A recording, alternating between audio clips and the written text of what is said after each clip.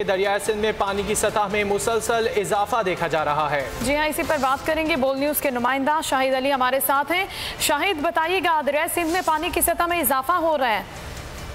जी, मुसलसल पानी की सतह में दरियाई सिंध में इजाफा हो रहा है। गुलू बैराज पर जो है वो इस वक्त पानी की बालाई सतह 2,23,000 क्यूसिक है और यहाँ से तकरीबन 1,90,000 क्यूसिक पानी जो है वो सक्खर बैराज के लिए छोड़ा जा रहा है, जबकि सक्खर बैराज पर हुई पानी की सतह में गुज़िश्ता रोज से तकरीबन 10,000 क्यूसिक इजाफा हुआ है।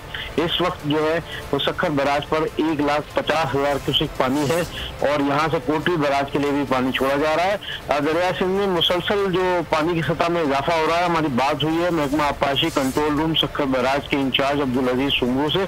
उनका कहना यह है कि मुल्क के बालाई इलाकों में जो मुसलसल बारिशें हो रही है उसके बाद अगले चंद रोज में गुड्डू बैराज सक्खर बैराज पर जो है वो निचले दर्जे का सैलाब होगा और अगर बारिशों का सिलसिला इसी तरह चंद रोज और जारी रहा तो ये दरमियाने दर्जे के सैलाब में तब्दील हो जाएगा। इस वक्त सक्खर बैराज के अतराफ में जो सातों नहरें हैं उनमें जरूरत के मुताबिक पानी छोड़ा जा रहा है, लेकिन कच्चे का बहुत बड़ा इलाका जो है वो ज़ेरे आब आ चुका है, जिनमें फसलें सब्जियों की फसलें वो ज़ेरे आब आ चुकी हैं और कच्चे के इलाकों में जो लोग रहते हैं वो अब कश्तियों के जरिए आहिस्ता आहिस्ता महफूज मुकामात की तरफ मुंतकिल हो रहे हैं, क्योंकि अगर निचले दर्जे के सैलाब के बाद दरमियाने दर्जे का सैलाब आया तो यकीनी बात है कि बहुत सारे लोग जो है वो कच्चे के इलाकों से नकल मकानी करेंगे। जी ठीक है, बहुत शुक्रिया शाहिद अली, हमें अपडेट कर रहे थे।